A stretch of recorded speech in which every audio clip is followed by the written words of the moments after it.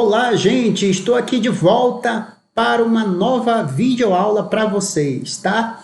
Bom, antes eu tinha falado sobre frase, oração e período. Hoje eu vou falar sobre orações coordenadas, que está dentro do assunto de período composto, tá certo? Aproveitando esse momento de isolamento social em que vocês estão aí em casa, estou produzindo essas videoaulas para dar uma ajuda para os meus alunos em primeiro lugar e para o pessoal que me encontrar por aí na net, tá certo? Então vamos falar sobre orações coordenadas. A gente já viu o que é período, tá? Que ele se divide em período simples e composto. É justamente no período composto que vamos ter orações coordenadas, orações subordinadas, e esse assunto que a gente vai falar hoje é orações coordenadas, tá certo? Então, deixa eu passar aqui o slide para a primeira parte. A classificação das orações coordenadas. Nós temos dois tipos de orações coordenadas. Orações coordenadas assindética e oração coordenada sindética. A assindética é aquela oração que não é ligada por meio de conjunções. As ligações que ocorrem entre as orações são justapostas e separadas por vírgulas. Já as orações coordenadas sindéticas são aquelas ligadas por conjunções, tá? E são exatamente essas que nós vamos falar um pouquinho mais. As orações coordenadas sintéticas são subdivididas em vários tipos. E o primeiro tipo aqui que a gente vai falar é orações coordenadas sintéticas aditivas. O nome aditivo dá a ideia de soma, adição. Então, são conjunções que vão somar orações, vamos dizer assim, tá? Então, as aditivas são introduzidas pelas conjunções aditivas.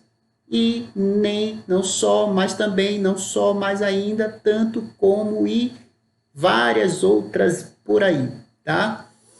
Vocês repararam que eu falei i, né?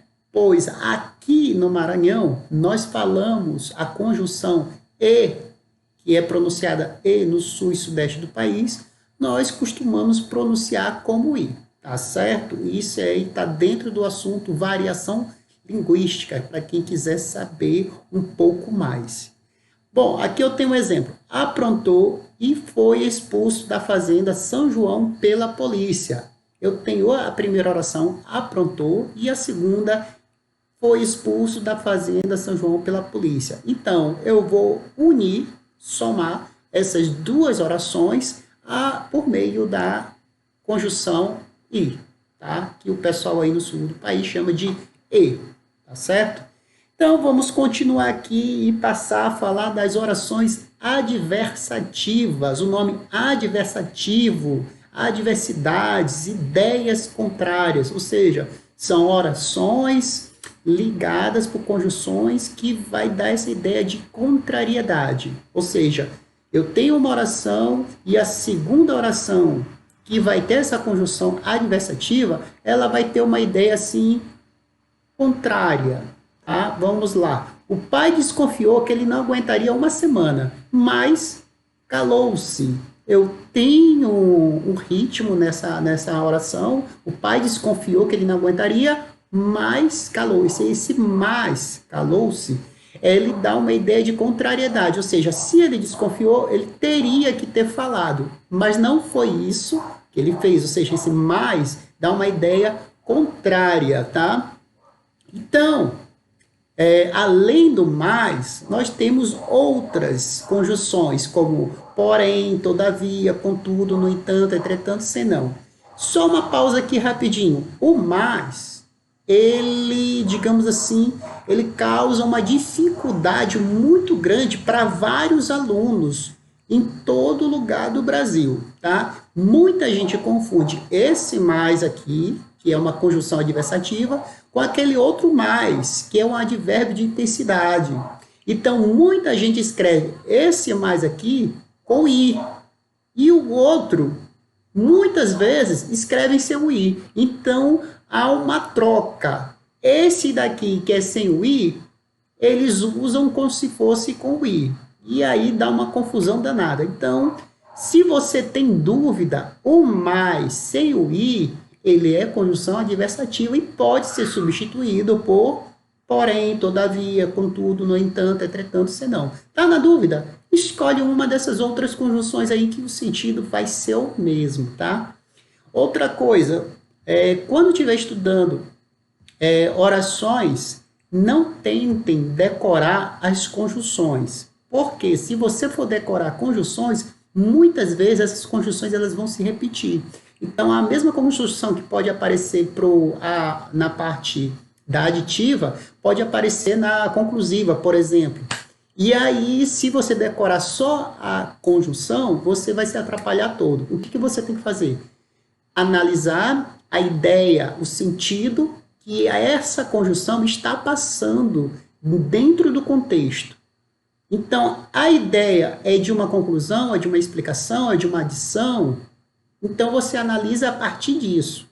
E aí, você vai classificar direitinho essa oração, tá? Então, eu tenho aqui as orações agora sindética conclusivas, tá? E eu tenho o primeiro exemplo. Eu não sei falar assim. Aliás, eu mesmo sou contra tudo que penso. Portanto, ninguém tome ao pé da letra nada do que eu digo.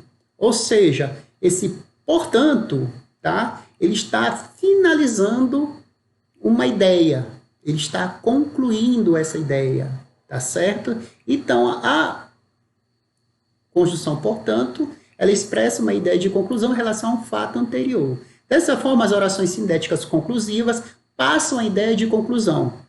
Então, eu tenho ainda, portanto, pois, esse pois após o verbo, por isso, de modo que, logo, entre outros e outras conjunções que tem por aí, tá? Então, lembre-se de uma coisa, o pois, que ele só vai ser conclusivo quando ele está posicionado após o verbo. Antes do verbo, ele vai ser explicativo, e é isso que a gente vai ver na outra página, tá? Então, aqui nós temos orações sindéticas explicativas. Vamos ao exemplo. Explicativa, o nome já está dizendo, uma explicação.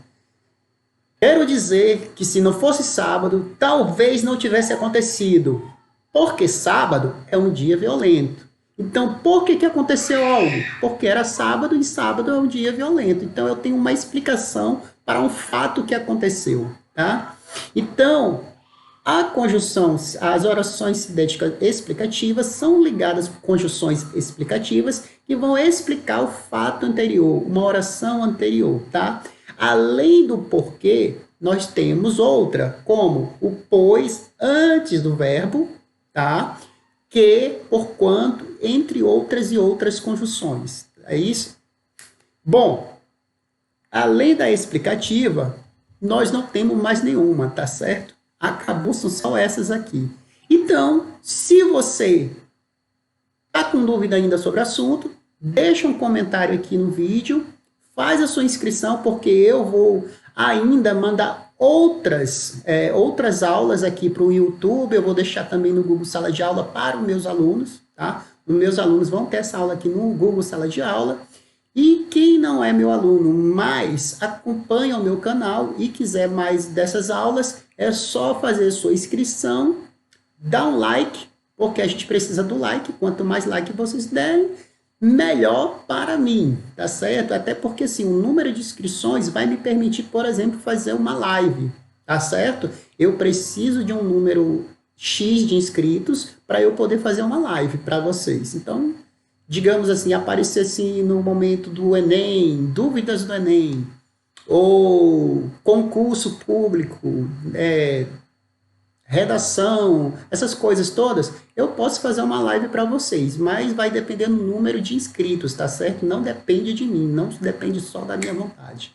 Bom, por hoje eu vou ficando por aqui e na próxima aula provavelmente o assunto escolhido será orações subordinadas, beleza?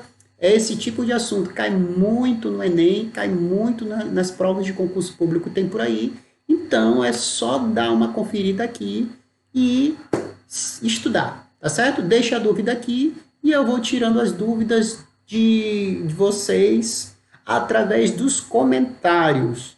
Vocês podem também dar sugestão de assunto. Um assunto que vocês têm dúvida, que vocês queiram uma aula exclusiva para aquele assunto, deixa a sugestão aqui que eu vou fazer o possível para postar uma videoaula sobre esse assunto, tá certo? Então, beleza, e até a próxima, gente. Valeu!